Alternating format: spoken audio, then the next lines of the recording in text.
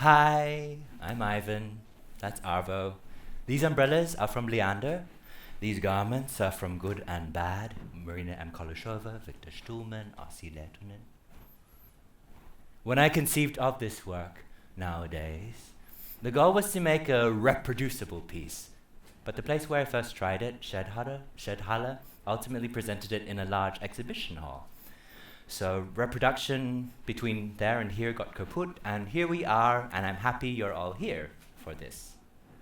Wait, there's some people missing that I thought were going to be here, right? Oh, about the cameras. I think it's safe to declare, without being challenged, that cameras don't reproduce reality. I started documenting performances years before cameras felt ubiquitous in daily life. The thing is, though, I usually think of the work as being elsewhere than the performance itself. So this after image becoming super dominant in how people think about the work is, I'm interested in that. But this reference to other processes, the implication that there are other things going on in the past, maybe that's not so important to you, being present here with me now. And at present, I find that when I apply a camera or the edit I make, it's something of a void. It fails to reach where my attention span now is. And that's why I brought Arvo, like a conscious externalization, you know?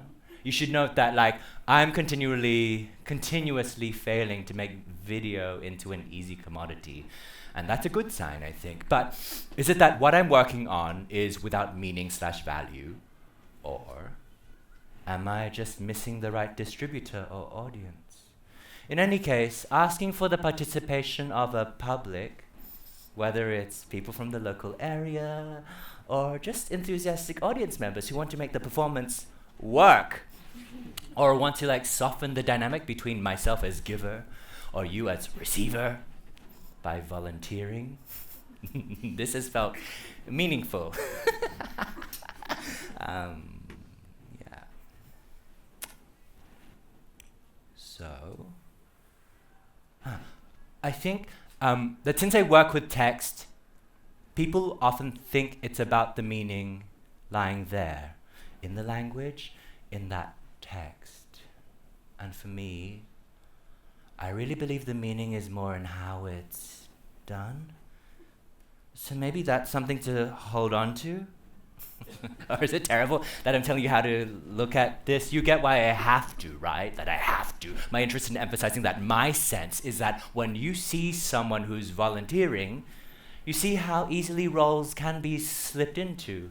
And what's more, the determination of whether this person is doing it well or unwell, the level of detraction that they give, and or how it even just shows my failures to bring people into the work, blah, blah, blah. Anyway, there are a few asks that will happen in this show. The first is this one. Ready? I've assigned this portion of the space for people to have sex here, without interruption. I guess it'll be read in relation to what I'm doing, which I promise will never be commenting on you. My desire is to have a feedback loop of relatively choreographed action, motion, and a pendant arc of other climax, pleasure, performativity, familiarity beside whatever I'm proposing. I like, also, that I'll perform with an approximation of style, and you will too, and that what we do will be read together. You would be helping the show, and also maybe having a really fun time. It's good if you're a self-defined exhibitionist and are used to being watched. An audience like this will surely enjoy seeing shapes and performance, surely. But newbies are also very welcome. If you climax fast and want sex to be done with before my show is over, then you can return to your seats easy. You can also stay exactly where you are, but if you do, I want you to remain more into each other than into me or the audience. And if you're still going when I'm done, then we can discuss this if needed, but maybe we can hold final applause until you finish. So the feeling would be that we're almost in rooms beside each other. Me doing my little performance, you having sex. I've always loved this idea of the John Cagey apartment house music circus thing, where there's just sounds simultaneous from different rooms, things to listen to without declared focus. Okay, so any people want to perform intercourse? I think it's better with at least 2 people.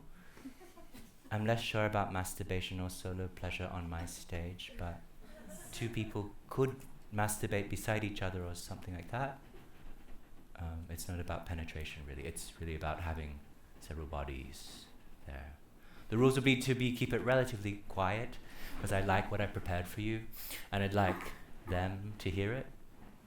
It's more interesting for this audience if you really perform, of course. Sex, you know. But ultimately, it's up to you. Your body, your choice. Yeah? We have a volunteer? Oh, you seem to be like getting out of your jacket. Anyone? Yeah, I was told that the Vienna audience is very conservative yesterday after it failed. And okay, so then what I did yesterday was I asked, are there any couples? And then I only realized after the show that I knew that there were couples in the audience. And actually, no, they're not here tonight, but I said, we're going to come back. It was Gina, actually. Gina and her partner were here. And and then the partner was like, oh, but I'm later on, we asked for another couple, or like 2 people to kiss. And I realized that I was citing the Zurich version, where that was successful, actually like really beautiful. But then I also talked to some people about an Amsterdam version, where it was in this like former party house, party haven of this club, the Roxy, which burned down the day of this guy's funeral, and like it's now lived in by his widow. But then there were really 2 strangers who really got into it while I was like reading another text code escalation. Okay, but any volunteers? Like anyone even want to just be a body under here, just for like, so we can see the composition formally? There's no implication that you're having sex. You'll just be like sweethearts under the bleachers or something.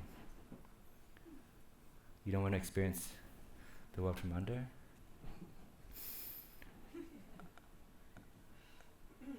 Yeah? Per? Cool.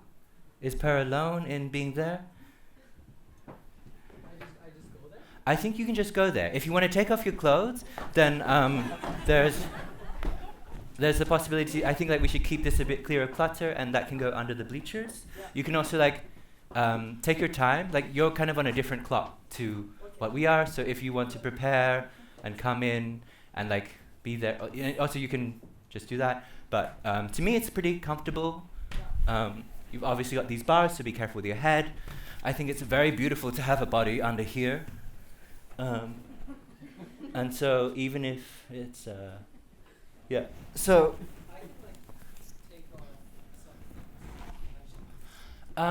yeah. I mean, I think that we haven't tried it, so I don't know how much focus it draws. I also don't really care.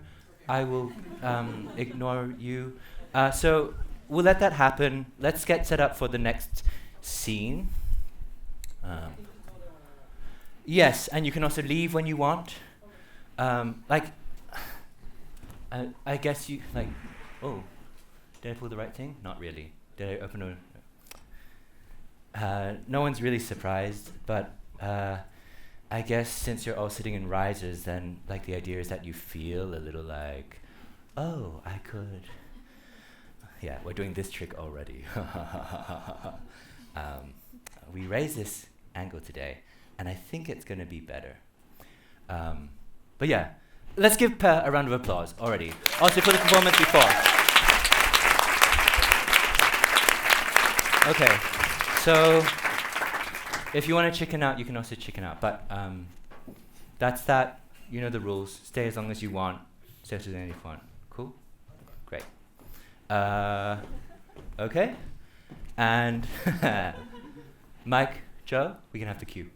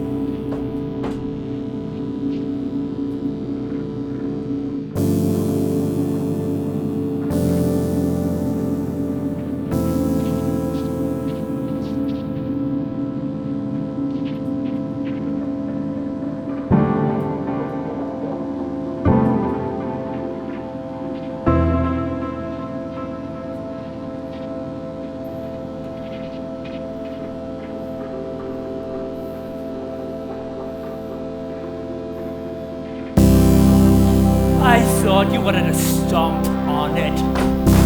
I thought you wanted to give up. It's disaster to you. And disaster's what we are fighting for. Can we get over this issue? Cause it seems you struggle to give up. Yes, it's destruction to you. And destruction's what all devices are. And justice is a device to ruin my senses. I didn't know it was yours. The justice was yours. Who is your owner? Who owns you? And who do you look down upon?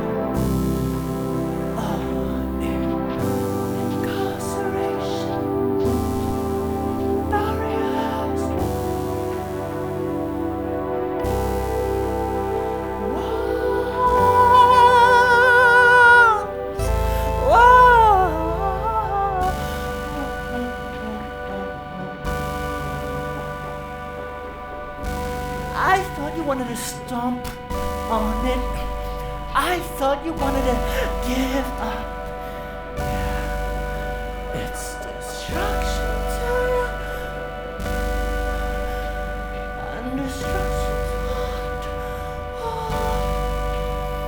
devices are.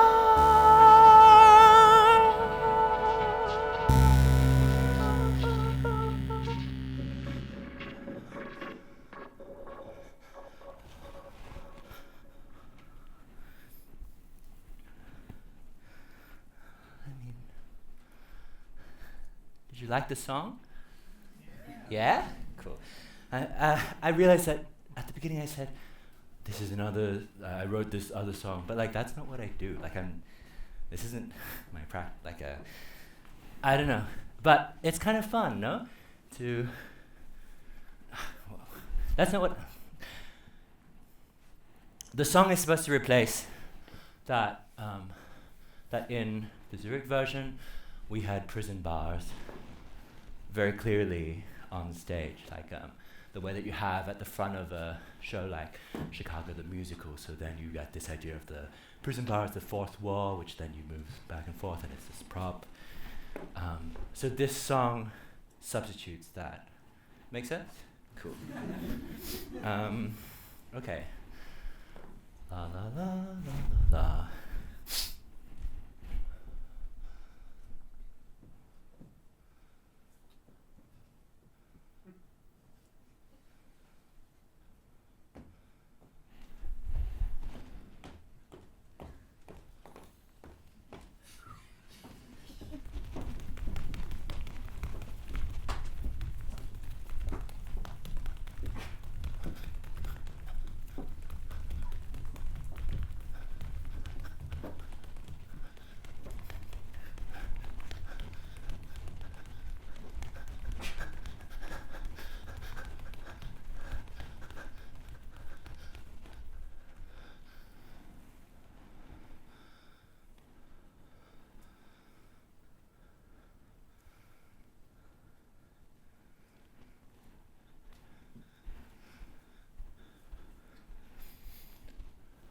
So the next task involves a second row.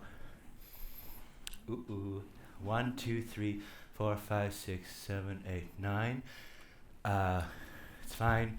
I'm not going to even ask your names. I'm going to ask you to come and sit on these lower 2 steps. That's where you're safely allowed to be. Because this next sequence, I go up and then I come into the row, and I'll be stepping back, but I would really like this row. So if you can just quickly please move. And wait, while I have your focus, once I come through and I move back, come right back in, because I'm going to be here after. Make sense? Cool. So second row, come here. I realized yesterday this umbrella is an obstruction for you and for me. So, cool. Thank you. Come on, come on. Keep on moving, keep on trucking. Otherwise, I can just step over you. But I don't want to do that. Oh, wow. On this tripod, Arvo really did add tape, so I wouldn't forget what the front of the tripod was. Look. So the camera, yeah, exactly. Oh, wow. That's a whole row. Okay, I only counted 9, but you can sit one more step up. Or, hell, you know what? I'll put this umbrella here on the floor, and my boots here. There, plenty of, is that enough space? Maybe if you want to scooch a little further back, then that's probably better. Like, no, sit there. But like kind of move back towards there. Cool. Feel good? You're on stage, you're a star! I want to say, someone bring me some ham. But that's a 30 Rock thing. My God, I spent so much time watching 30 Rock. That and Gilmore Girls. What's wrong with me? But then, today I was listening to something where they're like, what's the guy? Jack. The guy who plays Kenneth. He's apparently in this relationship with Alexander Skarsgård. Did you know this? Apparently if you Google Jack Hillbraith. Does anyone know the name of this actor? Kenneth? You know this TV show? Multi-Emmy Award winning 30 Rock, creation of Tina Fey, produced by... Okay. Wrong crowd, obviously. Oh no! Okay. This is the Virginia Woolf section. Didactic. I'm going to play the role of someone who is like, not necessarily good, but morally grey.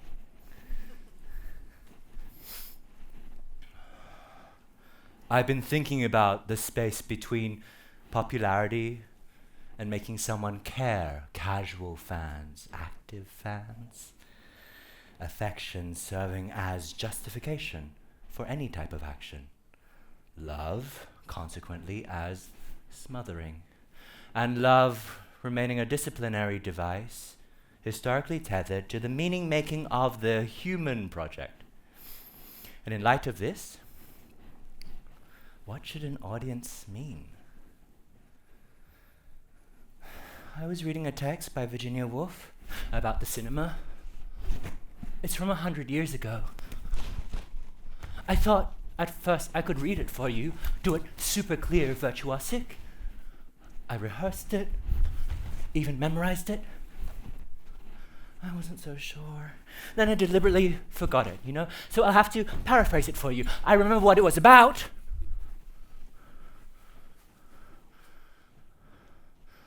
Yeah, I remember. But you should also know, about 10 years ago was the last time I did something, or I tried to do something with Virginia Woolf. I proposed a mass reading for the solar eclipse in Berlin. With a group of 100 people, we held paper in our hands and chanted the sun passages from Virginia Woolf's The Waves. Some people looked at us, some at other printouts. Some stared at the eclipse, of course, through special glasses, very safe. And I loved Virginia Woolf as an aspirational teenager, you see. And through this book, I had maybe first been shocked by how it did something that felt so impossible to achieve in any other form. I realized how unadaptable her writing was. Do you know this text, The Waves? It's an amazing book, actually. Unadaptable by my metric.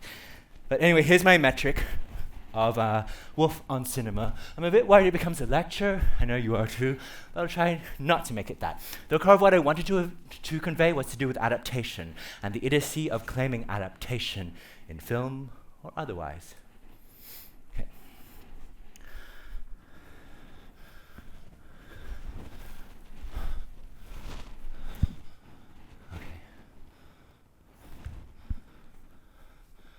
At first sight, the art of cinema seems simple, even stupid, like sport. In a dark room, an audience stares at a screen. So random, so weird, being together, but they're watching cinema. The eye licks it all up instantaneously, and the brain agreeably titillated, settles down to watch things happening without bestirring itself to think. The camera represents a type of reality, you know? That's what it's called upon to do. It can show other worlds. But cinema? It's showing us life as it is when we have no part of it. That beautiful woman at the bar that you see on screen will not dance with you, nor deign to look at you, no matter how hard you try, or how sexy you are. The businessman on the street strolls as though unobserved, without a focal eye celebrating his prowess in a suit. Polar bears loll and frolic on an ice block.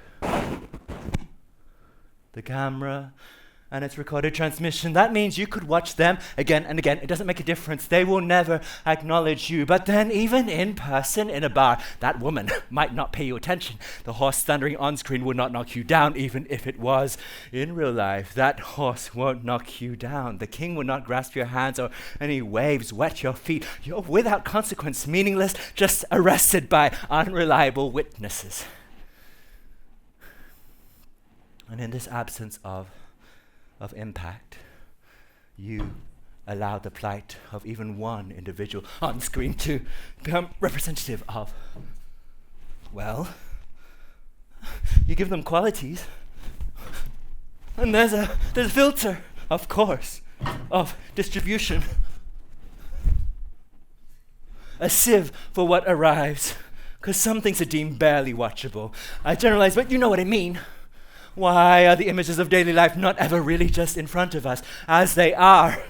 Why is actual reality deemed insufficient? Why do you want to see something else? Is it because we need to make it a product and the snake oil salesman of perception has not yet been around? Yeah. Why would you want to see something else?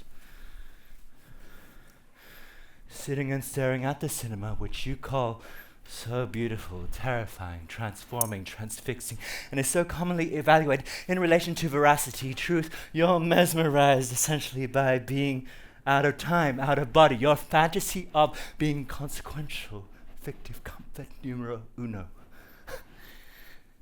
Look, in this room, I bet we all know people who make images. They want to be improving, altering, making an art of their own. Okay, pause. Remember that Virginia Woolf, who this is a paraphrase, was literally writing this 100 years ago. So TBH, it seems like cinema folk back then are kind of exactly the same as now. Also working towards some monolithic, illusory premise. Whoopee! Isn't it funny how so many arts just stood by like a butler ready to offer their help to filmmakers? For instance, there's literature. Oh, literature. You're pretty adaptable, I said to literature, the art form, in the morning. You're not super flexible, but you're okay. Even when you're trying, you can never transform. Literature as intellectual property. Intellectual property fizzles towards cinema.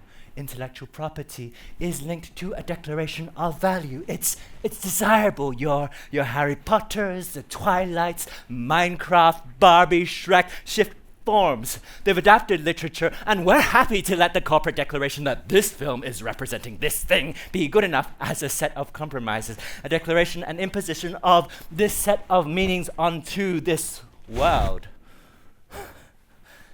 I understand attachment to recognizable character, absolutely. Story, yeah. All the famous novels of the world with their well-known characters and their famous scenes. They just beg to be put in the films. What could be easier or simpler? The cinema fell upon this prey with immense rapacity, and to the moment largely subsists upon the body of its unfortunate victim. Come back into the audience row. But the results are disastrous to both. The reliance is unnatural. The eye and brain are torn asunder ruthlessly as they try vainly to work in couples. Think about Anna Karenina. Think about Anna Karenina, the Tolstoy book and film. The eye says, here is Anna Karenina, a voluptuous lady in black velvet, wearing pearls. She comes before us. But the brain says, huh? That is no more Anna Karenina than Queen Victoria. For the brain knows Anna almost entirely by the insight of her mind. Her charm, her passion, her despair. All the emphasis is laid by the cinema upon her teeth, her pearls, her velvet.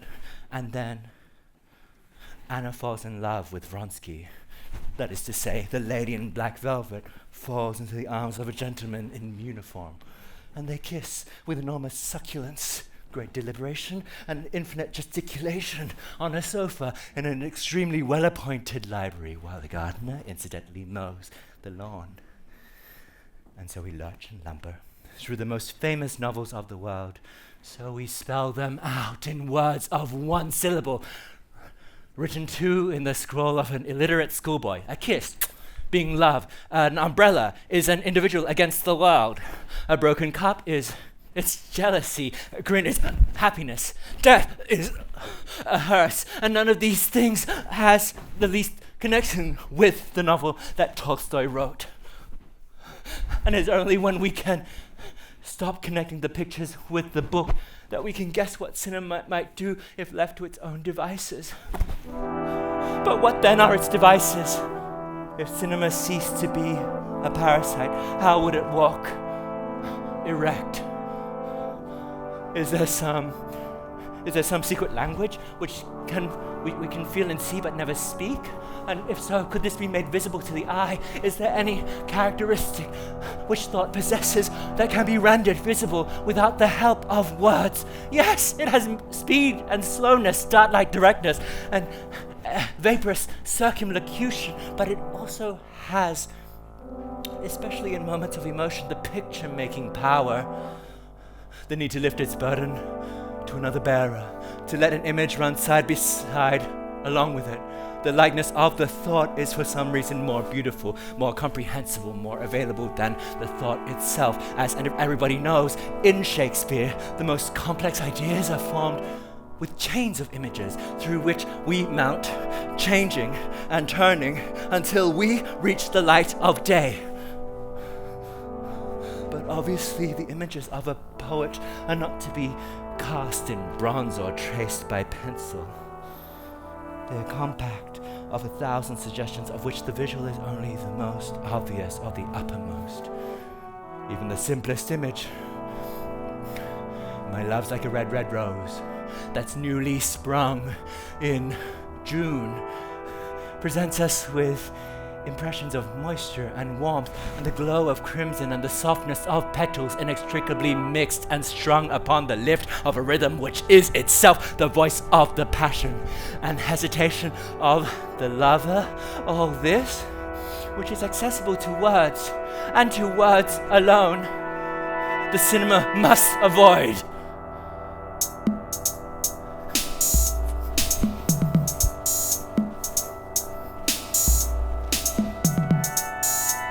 I thought you wanted to stomp on it.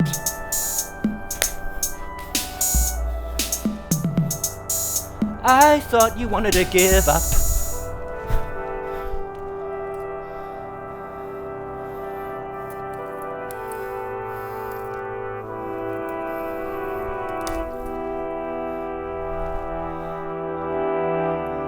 It's disaster to you.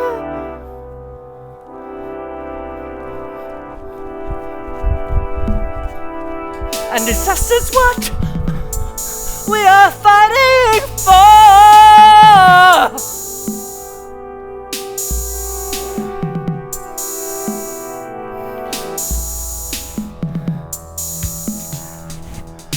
Can we get over this issue? Cause it seems you struggle to give up. It's destruction to you, and destruction's what all devices are, and justice is a device. ruin my senses. I didn't know it was yours. Justice was yours.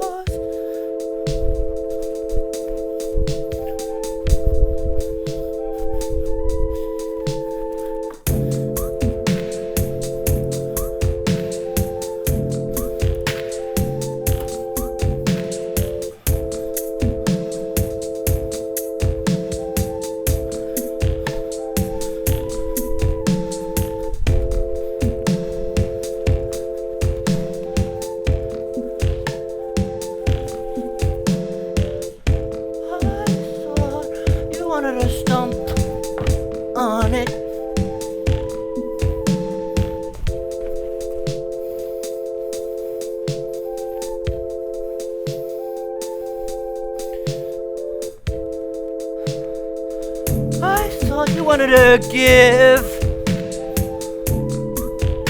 up.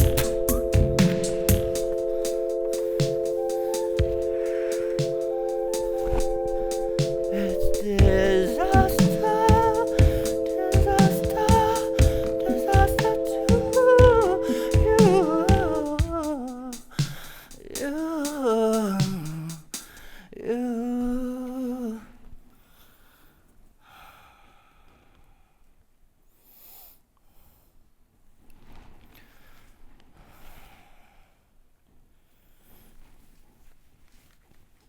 You know, I keep crying these days, angry, like disappointed at myself.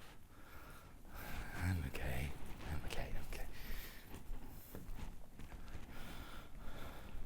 I fancied myself literate. I did, for a long time. A reader, a real reader, not just the surface reader. I thought of myself as deep. But I was fooling myself. I've learned that I read a diet of junk.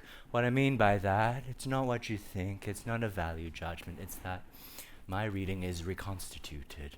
It's just not original. And yes, while I know that doesn't mean that it's not worthwhile. It's fan fiction. Fan fiction. Not from the source, it's... Look.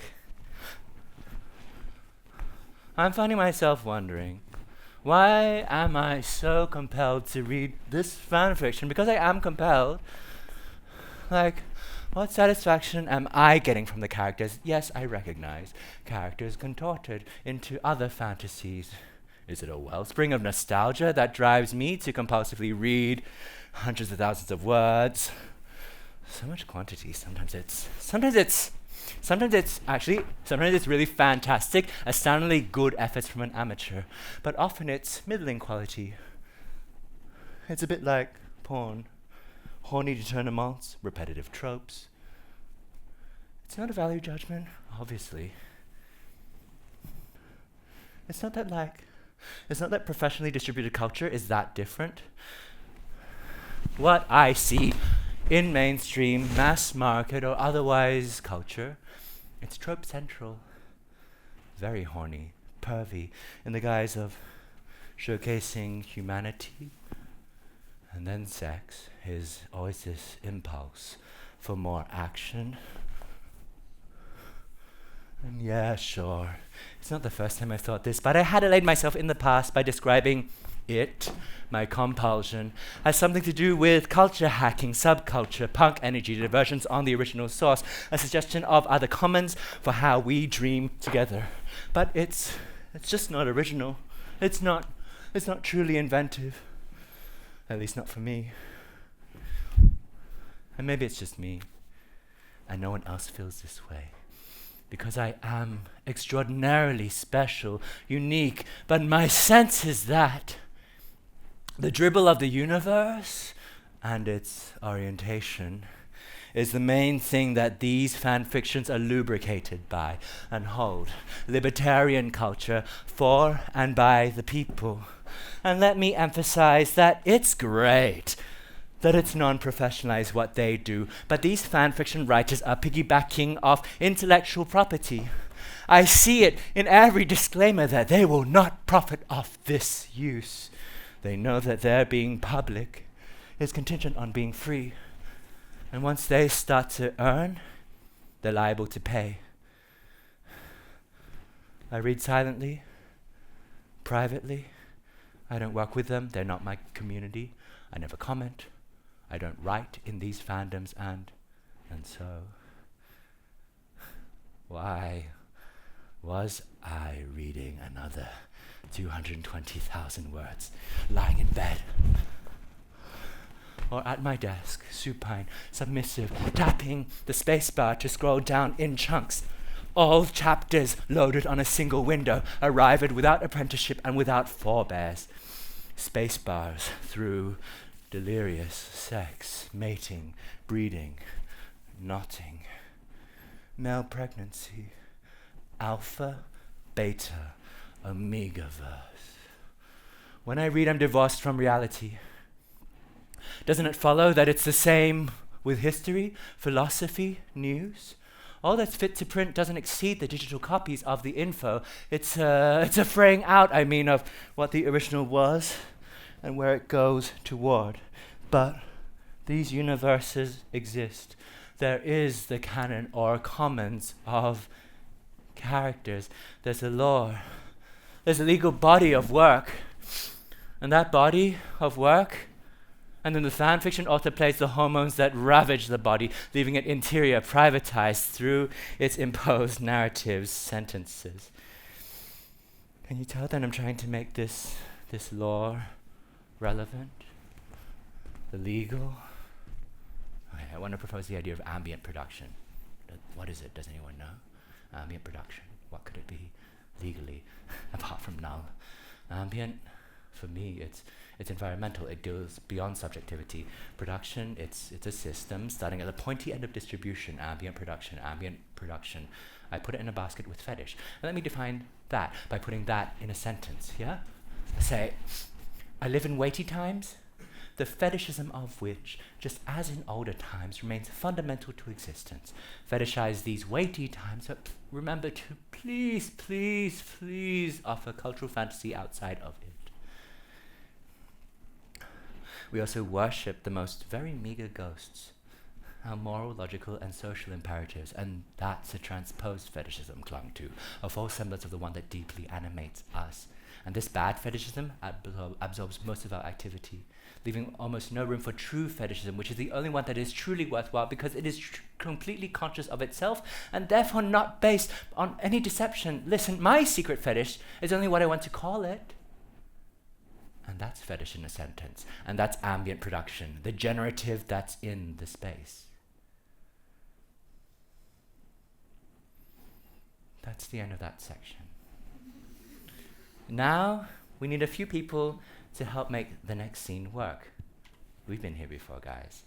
This is the bit where we're going to need people to kiss on stage, like just some tongue kissing.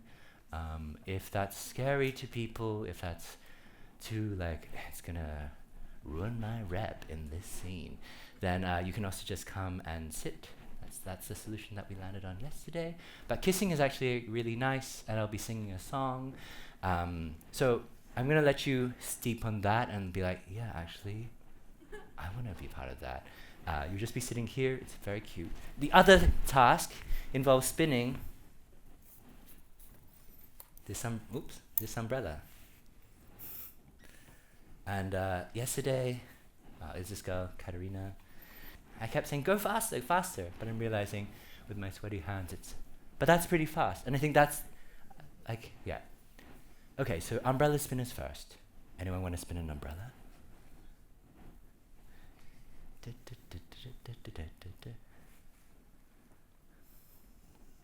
Yeah? Great. What's your names? Luca. Hi, Luca. Please, come right up. Here's your umbrella. I think that I'm realizing maybe if you brace your foot. Woo! Luca! All right! Okay. Isn't this an amazing umbrella? It's so flat and sheer. Oh, nice spinning, Luca. No, you just do what you want to do. You can. I think that as I sing, you can like look at the screen, or you can blah. But stay like relatively focused. Okay. And kissing. You don't have to be a couple either. Like, obviously. Do I see some hands? People discussing.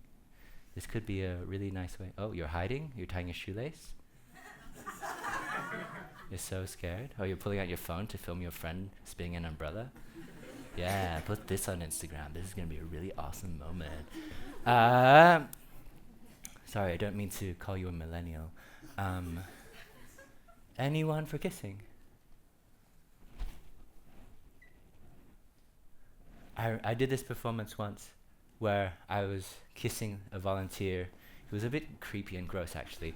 But I was singing into his mouth, and that was like kind of great.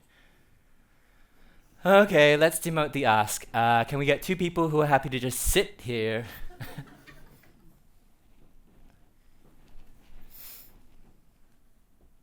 It's my final offer. Yeah? I see. Oh, yeah, there, back there in the corner. Come right up. Hi, what's your name? It's Emmy. Emmy?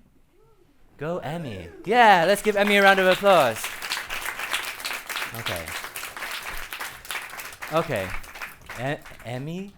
How do you spell that? A-I-M-E, accent aigu. Oh. A-M-I. Oh, cool. Okay. I think that if there's only one of you, does anyone want to join Emmy? Are you getting ready to stand up, Moritz? Okay, you're just sitting right here. Okay, then you can sit right here. And you can act like you're a bit lonely. Imagine you're Taylor Swift on the bleachers.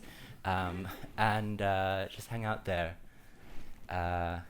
Maybe I'll reopen this umbrella for you. Sound good? Then you have a prop, and you can sit there, and if you want, you can I like your posture. You can also sit up a little and turn your head and look at the screen as we go. Mike, let's have the cue for this song. Okay. So yeah, just take your time. Pretend that you're really compelled by this, or the exact opposite. There needs to be some level of extreme, I think. I wonder if anyone noticed that this is a 16:9 image compressed into 4:3.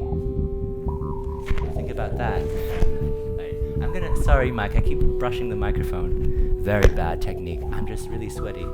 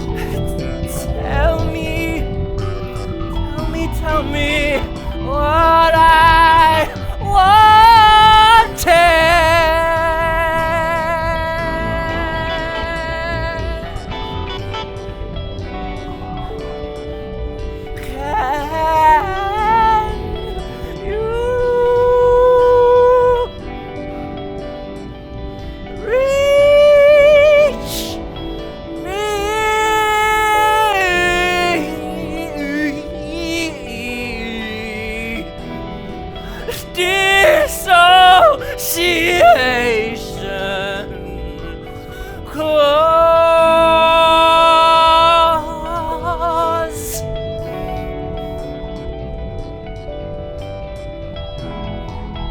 give me what I want.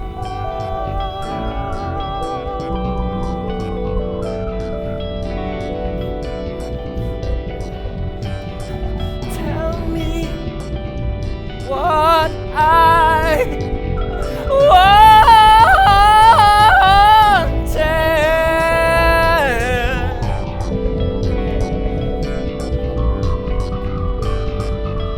Can you reach me?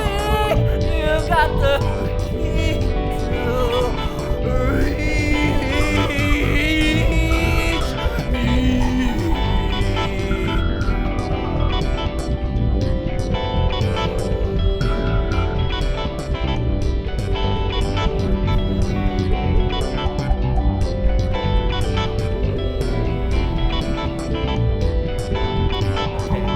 Guys, keep doing what you're doing. I do a close-up.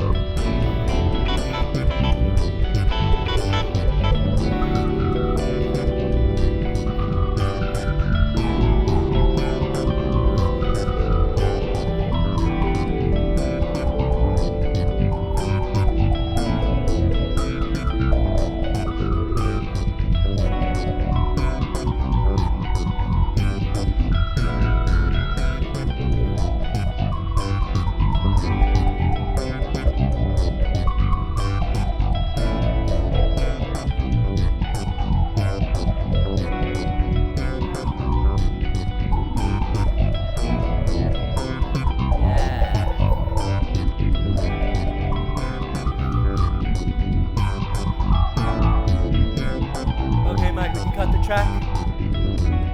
And let's give a huge round of applause to Luca and Ami. Woo! Thank you. Great. Okay. Here, we're setting up for a scene that Arvo likes to call the picnic table. Doesn't that sound appetizing? At the moment, I think this morning I hit my 41-day streak on Duolingo and for Dutch. And right now I'm realizing maybe I don't know the word for picnic table or picnic at all. But in time, if I continue my streak and this little owl keeps vibrating in my hand, then I'm going to be singing show tunes in Dutch. You know, I get ads for, what are they doing now? Dear Evan Hansen in Dutch. And I think, geez, why? But actually, some of you in the crowd probably know these people. And I'm sure they're extraordinarily talented. Everybody loves seeing adults playing teenagers, huh?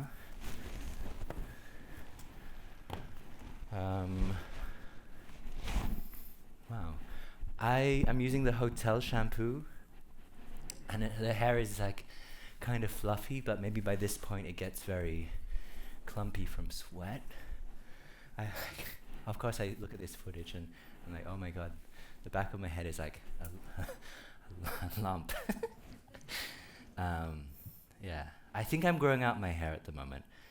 I think this is, what do you think? Should I cut it? Should I go back to a bob?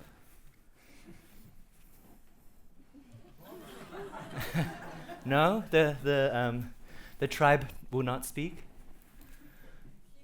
Keep it? Yeah. No, do the bob. Another bob? Well, actually, I should shave it. Who was? No? Really? Okay, cool. I was talking on WhatsApp with my parents, and they're like, "Oh, you're going bald." Well, that's weird. And I was like, "But that's not in my family." I was like, "But it's in my mom's dad's family, so it's coming."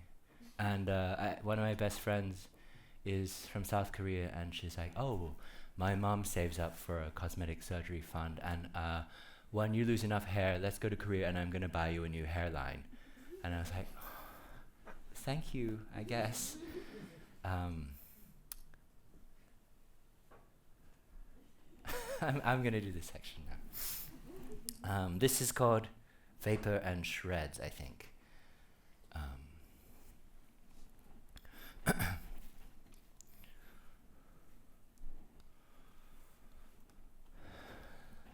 Suddenly it's snowing. The season changed. Can you imagine that? If you're locked inside, you don't really experience the shift, though, do you? Snow or season. Snow for me is sour. It drills from the sky in a shriek. Purity. Whatever, I don't know. The ash of a lover? Or the collected skin cells that I sweep and call the exact same thing, the same word, precipitation. It falls to the ground in even blankets. Okay.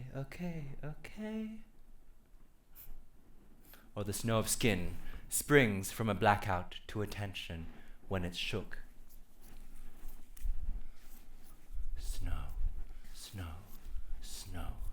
Snow.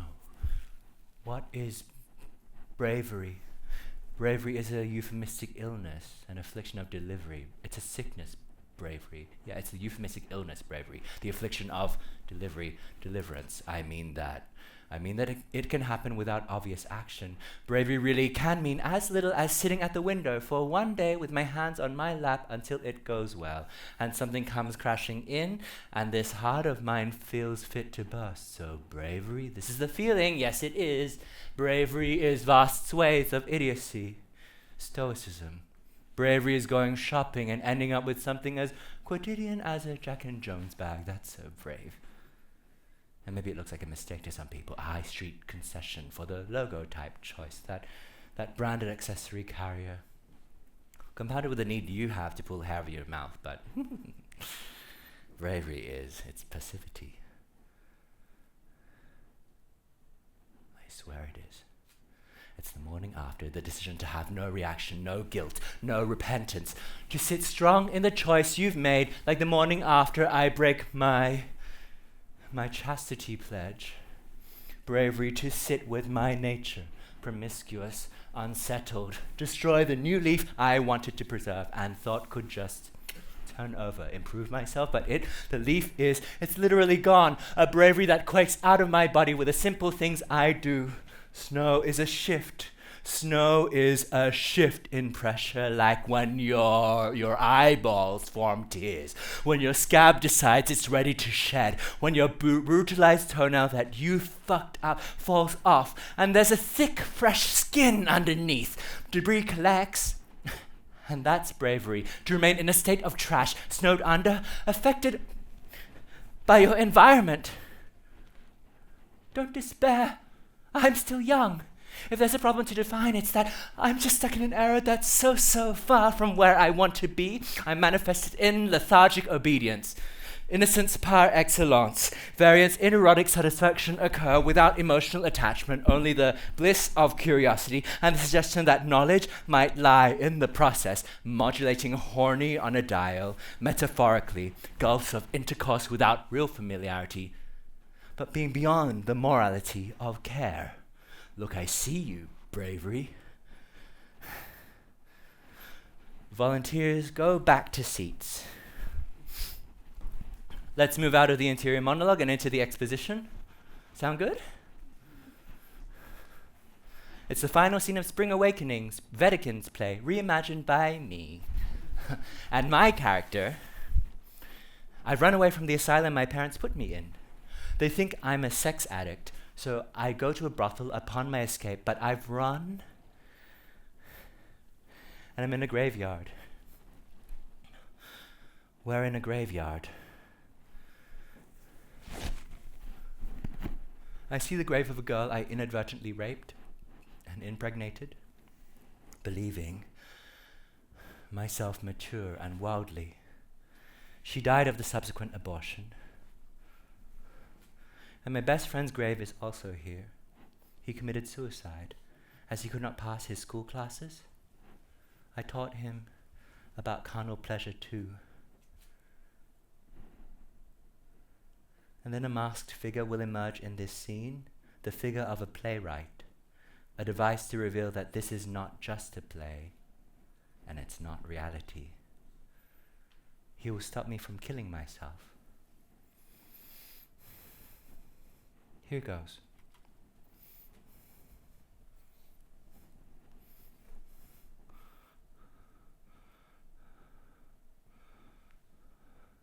My brief stay at the detention center still marks my mind. I'm still thinking about being detained. I'm gone now, brave or free, and there are assumptions about where I'll go next. You might assume that my morality you think you've measured would lead me towards a brothel, so indefatigably libidinal I am, that I rush there with the laser focus of a heat seeker, a missile. They look for me there, but I'm not there, I'm here. Reformed. In the ambient graveyard surrounded by all the dead things, languished in the slipstream. I get to breathe a sigh of relief and tell myself how far off that mark I am, this shirt in tatters and pockets void. The ambient graveyard, with its new rooms made of brick or gyprock, a new room that's permanent enough to live in. And aren't we just like that? We're all standing here in historic drape, holding wet peonies and a cut carnation speared on our lapel. We're telling you, come on, look at us. We're actually the angels perched sentinel over our marked memories. You know, even out of detention, I'm here with you. We're decorated. It's my time. Check me out. The bouquet wilts. I sound like a Greek ruin and I'm actually swallowing a clock. It's a misapprehension, clause unknown.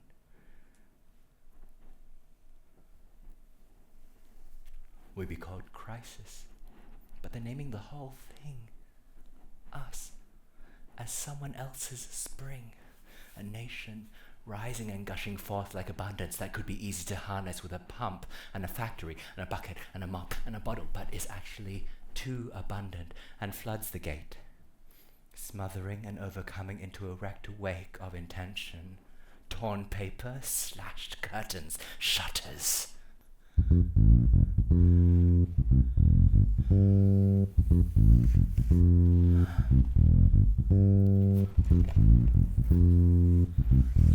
Don't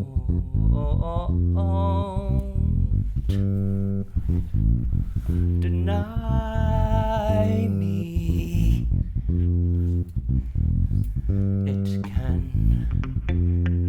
It can change.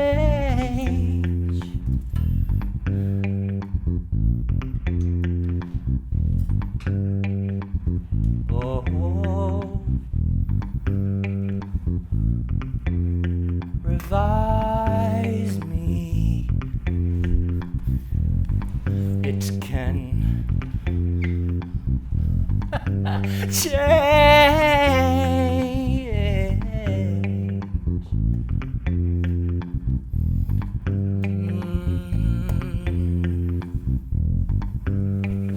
Grant yourself you're still a baby. Proto something else. Did you think you'd get back on? Did you think you'd get back on the shelf?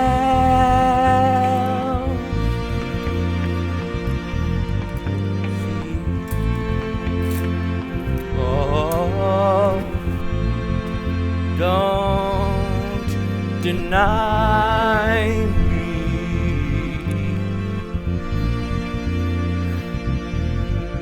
It can change.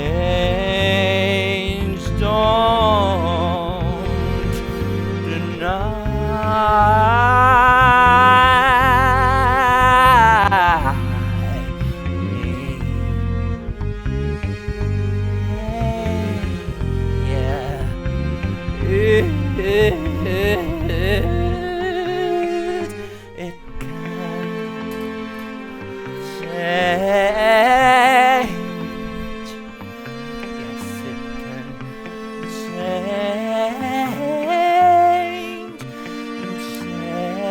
It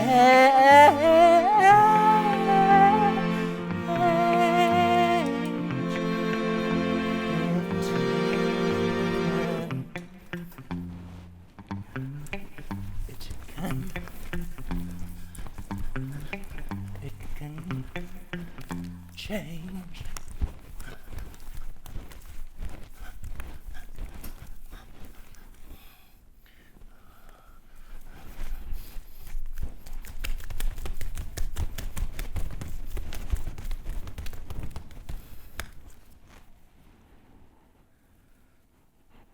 We've come to the last section.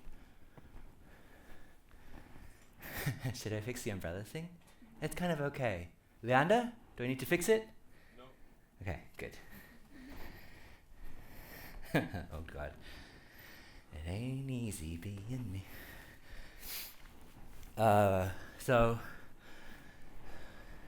sliding out of the audience participation vibe. This is, yeah, I think this is the last ask, right?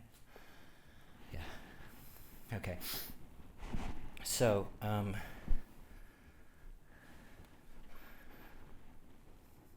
now, a dialogue between us, you and me, where you play the puppet, the ventriloquist doll. I say words, you move mouth. Should we try? Just watch my mouth. So if I say misty frozen bones, you do, yeah? And carcass. Come on, keep on trying. Just watch my mouth and copy in, not this bit, but this. Misty frozen bones and carcasses. Drops of water that rise unceasingly and sometimes pierce a dazzling well. Nice and confident. This is, you're doing well. Watch my mouth.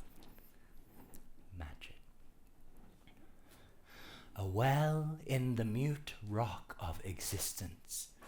Concrete drops of water resembling the salt that will always whet our appetites. Sea salt. Bitter steam, the cry of cracking knuckles, the salt of teeth, the salt of killers, the salt of looks. And now everyone just smile, do a big, nice big smile, just smile, smile, get them Arvo, smile. Okay, continue. Freedom of speech was bitter salt that left you thirsting. I see you guys trying to be too cool and not copying me. Do it. Okay, but anyway, this is just me. Dialogue. The lovable criminal, devious criminal, secret goals, wanted to change the world. Simply, practically, like bare bones. Imagine me and a hot plate. It is already on the hot plate. We could be outdoors even. And that snow, that weather change I talked about?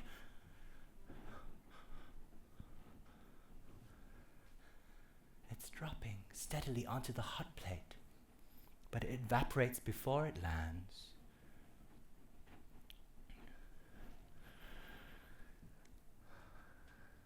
We thought technological winter could be our salvation, that the motor of revolution would be moot. We think of ourselves as survivors, subsistence style, simple, reduced. The criminality against ownership, the lovable criminal, a regulator, vagueness of possession. Okay, now back to the audience as ventriloquist doll. Ready? Watch my mouth. This is the second time of 3. Radicals affected our direct sensibilities. those misled readers of lore, distracted by anemones and primroses or daisies sprawling in front of the hills, so glorious and simple. Displays like this seem to oppose the tragedy of children. We cite tragedy, citations of decency and duty. Now it's just me again. I thought I could quote from Chicago the musical, but I can't. I don't have the right. I should be spanked for even trying. Spank me. But months ago, I said that this show is named for the ending from Chicago, where Roxy auditions unsuccessfully with her ballad about how you can like the life you're living, or live the life you like. Be polyamorous. And it's good. Great, grand, swell, fine. Her song nowadays that only gains audience when it's shared with Velma and their manager, an unmasked journalist who pushes them to exploit their sexuality. And what have I tried to do today? And where have we ended up?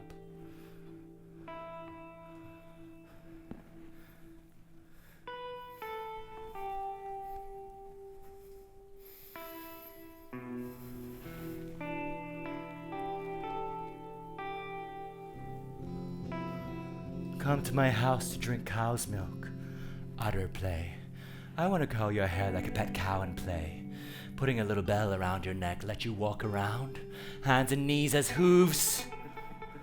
Protected pre-tannery eroticism of the innocent, like Desdemona, until her smothering.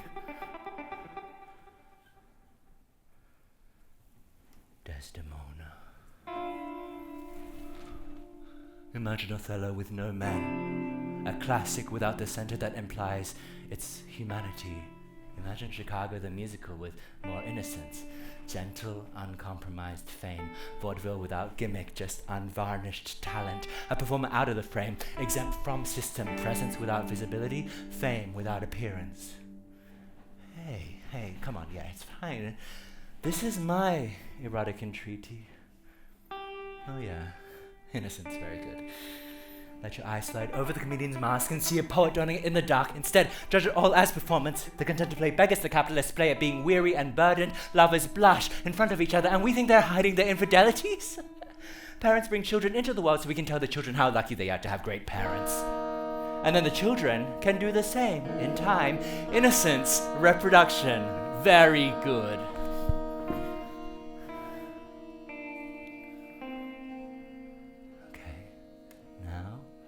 One last time of the ventriloquist puppet trick. Ready? Watch my mouth. One last time. My downright violence and storm of fortunes. Oh, I should say, this is the Desdemona text from Othello, Shakespeare. My downright violence and storm of fortunes may trumpet to the world my heart's subdued. Even to the very quality of my lord, I saw Othello's visage in his mind, and to his honor and his valiant parts did I my soul and fortunes consecrate, so that, dear lords, would I also be left behind, a moth of peace, when they've exited from war.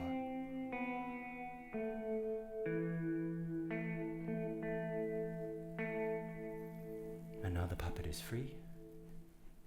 You don't need to repeat this next text.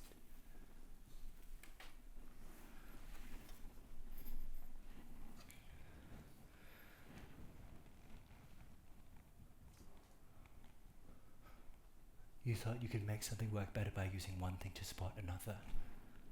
You thought you could make your private space public and not suffer. We were so confused. We rippled with what we thought was the right way. Innocence. Reproduction.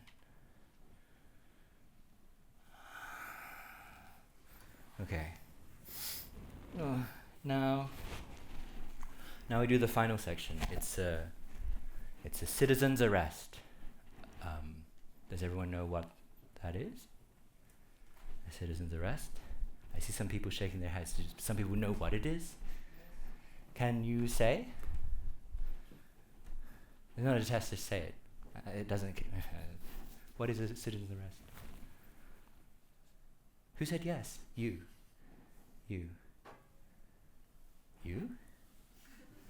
It came from over there, right? I said yes. Ah, you said yes.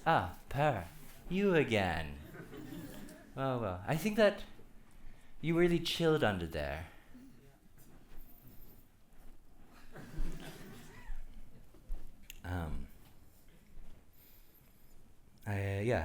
I guess it's like ambient production. What is a citizen? And who is an arrest usually done by? What does it mean for a citizen to perform that arrest? Why would you do that? So this is gonna ask for no volunteers. It's someone from the audience who will just come do it. And I'll show you the sequence that happens. So I'll stand here. You come, grab my arms, push me this way, back down, hands behind my back, push me down. I'm gonna pretend to resist. You push me, Arvo will track around, so I'll control our speed a bit.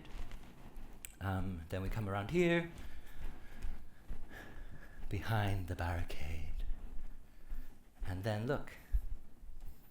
Hello. Oh, actually, you know what I could do? I could, without being distracted by a broken C-stand, or like a, whatever, it's not broken. Focus the image, I'm here. So you push me under here. And then I'm here.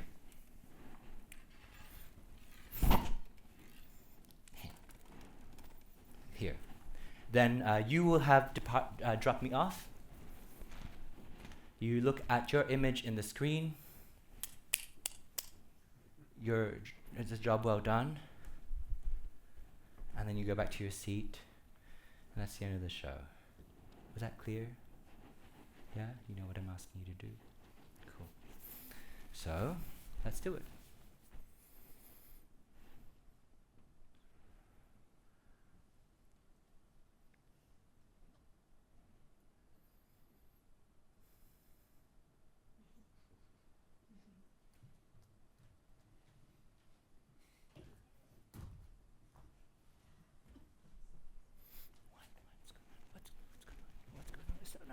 Wait, what?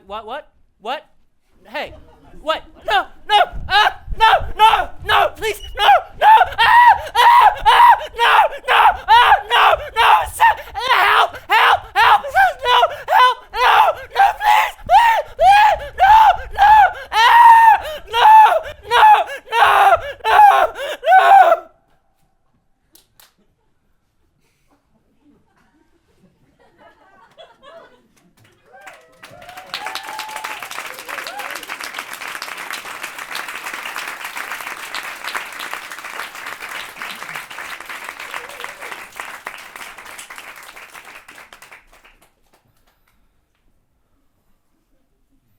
Job well done.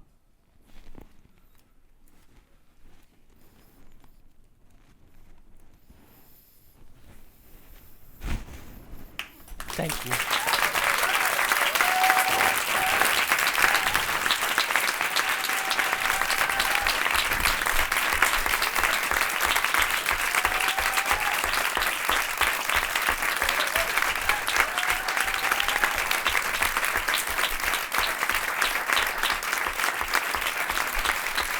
Arvo Leo.